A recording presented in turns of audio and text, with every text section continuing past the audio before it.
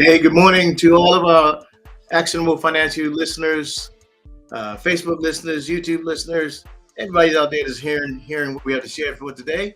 Dr. Joe Blake, I'm your host here at the On Point Podcast, and we're hoping to help you get your financial point across. I have some great information I'm going to share with you today about spending. I just want to also highlight my hat here. Kind of like these hats. All right, take this off here though.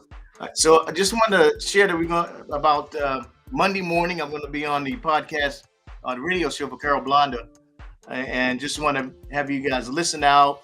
Hear what I have to share about it. Is 1100 KFNX, and it's at 1 p.m. And I'll be there sharing more about my book, my podcast, and some more insights about actionable financial literacy and actionable financial legacy. Okay. Now, with that, I want to get right into what we have for you today about strategic spending. Now, this is geared a little more so towards business owners, but at the same time, this is you can take this for your own personal business as well. Okay. So we're looking at the fundamental principles of strategic spending, and there's four main parts to it. So we're going to go over those parts here shortly, but I just want to give you that little graphic there. So fundamentals of spending, here are the parts. We're going to talk about aligning spending with the long-term goals, embracing flexibility in spending. We're going to talk about ensuring cost controls and efficiency, and also talking about having some resilience and sustainability as you control your spending and look forward to the future. Okay? May get through everything today, may not. Show up again next week and we'll be able to get more information to you. All right, let's buckle up and ride this one out. Align your spending with your long-term goals. Keep in mind, if you, I think, I forgot where, I think it was John Maxwell, Stephen Covey, he said, begin with the end in mind. So when you're setting up your spending and you're looking to make purchases, always begin with the end in mind. Okay, I'm going to make this purchase. It's not that you're not going to make it, but when you're going to make it, when you're going to purchase items, because there are certain times when you purchase and make spending choices is the best time to spend. Like on a sale, end of the week, end of a quarter, end of a month. Those time frames are when prices are lower because the companies are trying to get things out. You can stand a better chance of getting a better cost then. That's if you can wait it out. We talked about that before about being able to wait things out and hold on before you make that purchase. But a lot of Americans now like give it to me now, and you kind of miss out a little bit. All right. So next, let's look at some of these. One, we're talking about the alignment of your vision, risk mitigation, and how to enhance your decision making. So look at your planning and ensure that planning is talk about the organization, but it's about your own overall goal. And I have a business partner that he's working on like overdoing his home office, and he wants to get a new computer. This is small scale, so some big organizations could have more, but he wants to get a new computer. He wants to get a new desktop, new screen. So he wants to reimagine himself or rebrand himself for 2025. So those items that he need to purchase is only in 2025, but this is only September. So you've already identified the items that you need to purchase. Already found out what's going to work best for him, and then he also knows like the type of equipment he's going to need. So those purchases he's going to make at a specific time. The risk of that, no real risk. Only risk is if you buy before you should have or get before you should. So you got to look at ways to capitalize on the fluctuations of market and spending. Like I mentioned earlier, there's sales. Normally, when sales come for any organization, it could be at the end of the month, it could be at the end of the week, at the end of a season, and then prices are lowered for more sales to be generated. And like right now with September, October, November is coming up, Black Friday, a lot of technical things are going to be on sale. If there was a time to buy something technical, new computer, new monitor, and things like that, that's the best time to jump on that. Now, if you can't wait, that's where you run the risk of trying to get something early, and then you paying double the price for it. If you'd have waited and kept an eye on it, you can purchase it 3 months from now. So if you can't hold off for 3 months, it could be something that's patience has to show up there. When I ordered my Tesla, I had to wait 2 years for that bad boy. So I drove around a truck for 2 years, but I was like, all the while, yep, my ride is coming. 2 years, but here is only like 3 months before the new before Black Friday come and all the technical things are on sale. So you have to look at ways to now that's microeconomics, but on the big scale, your corporation may need some other things as well.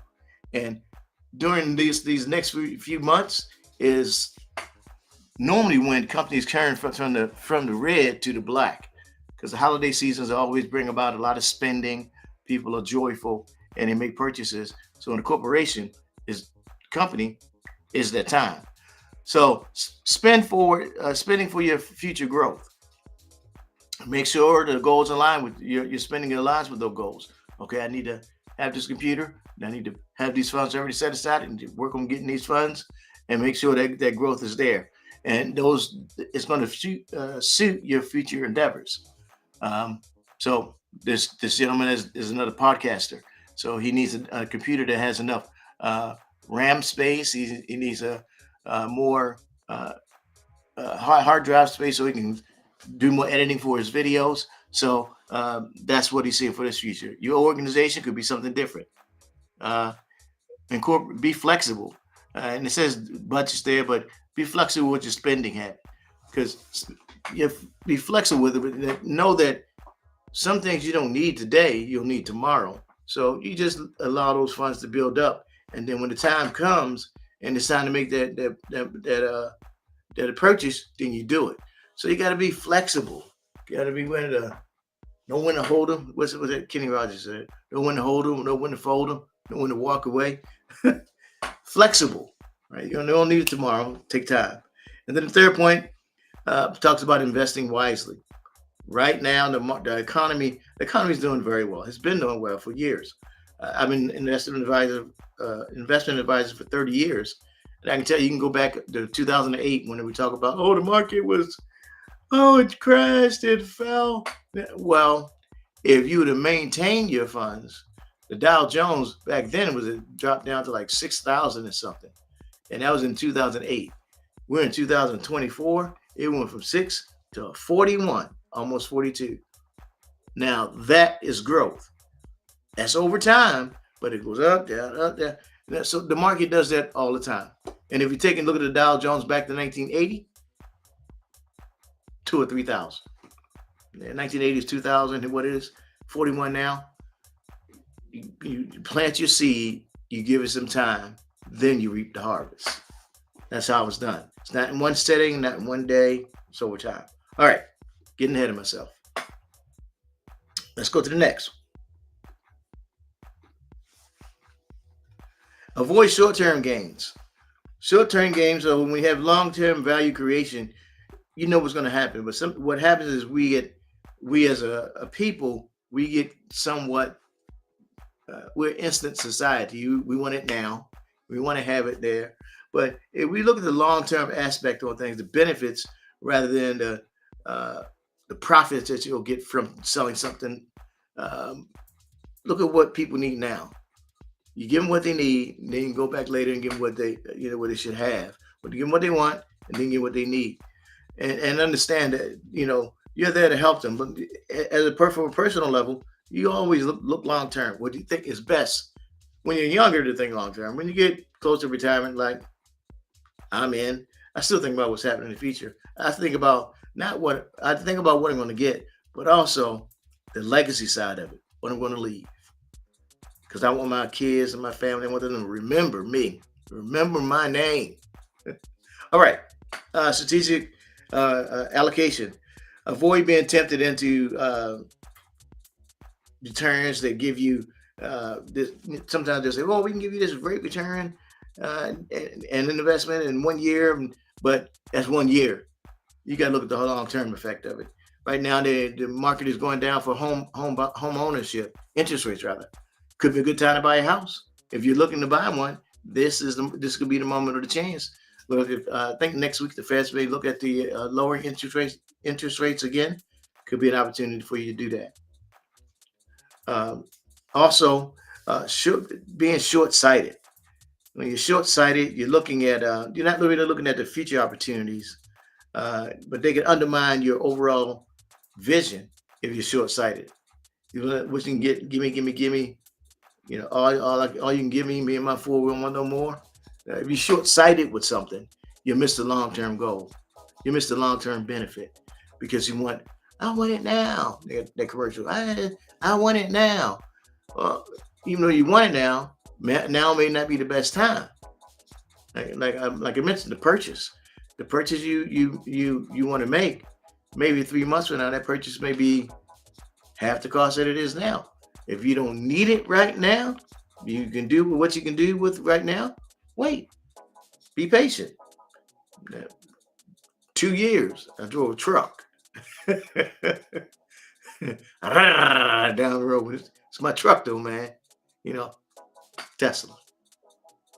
So you got to look at the long-term benefits. So don't be short-sighted and let you're looking over there to Mr. Jones is on the other side of the road, and you're trying to be like him, and you try to be like him, and not worry about you.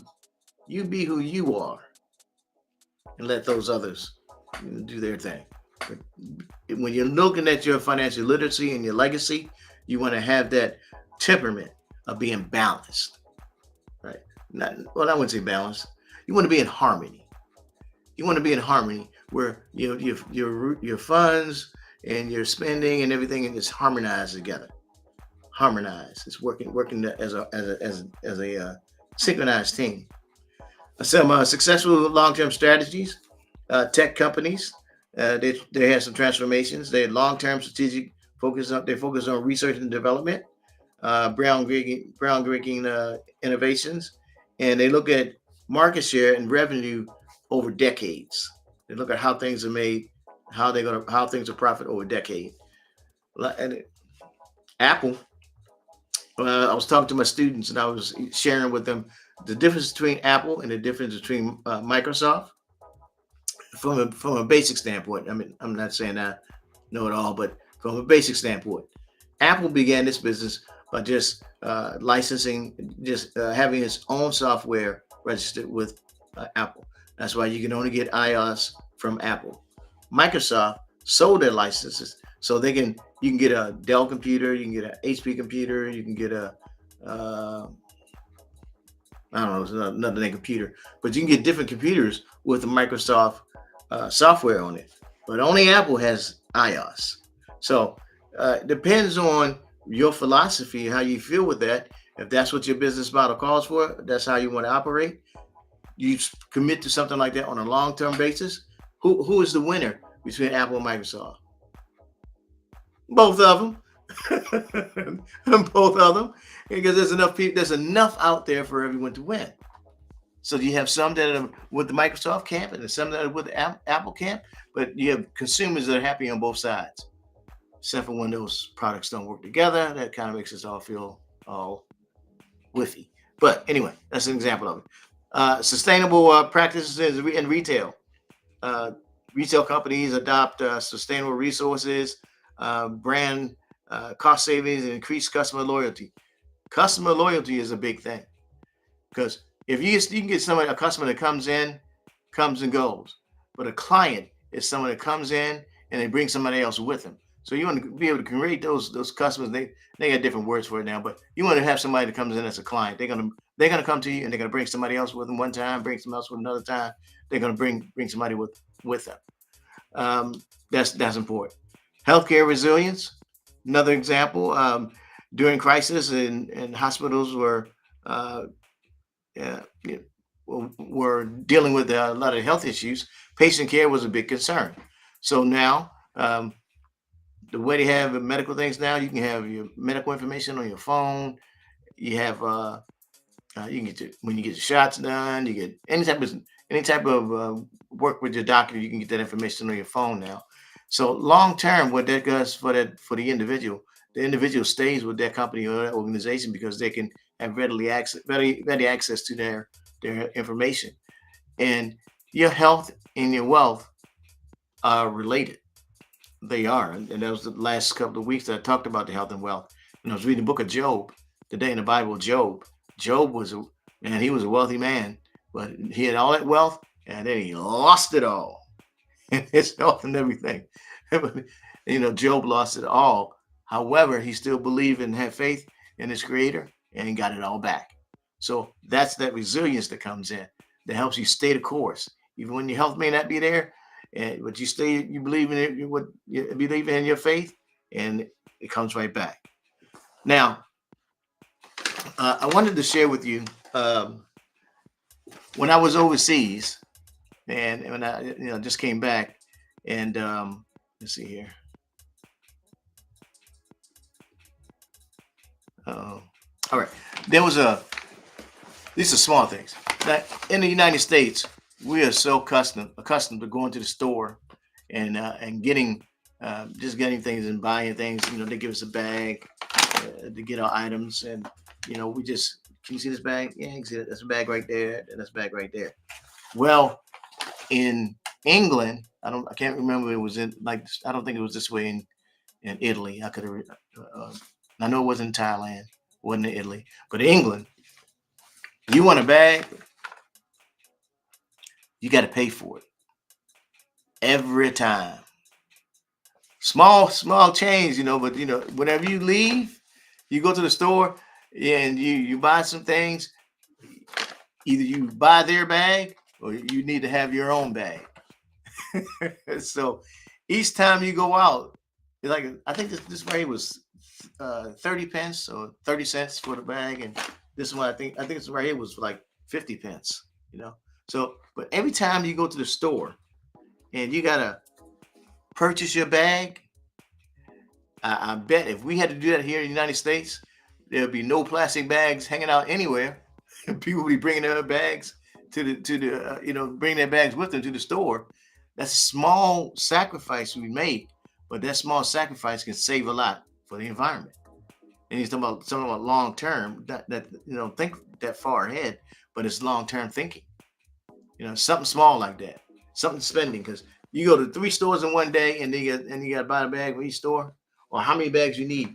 Because we went to a grocery store there, and you had to buy bags there. Can you imagine if you went to Fry's? you went grocery shopping.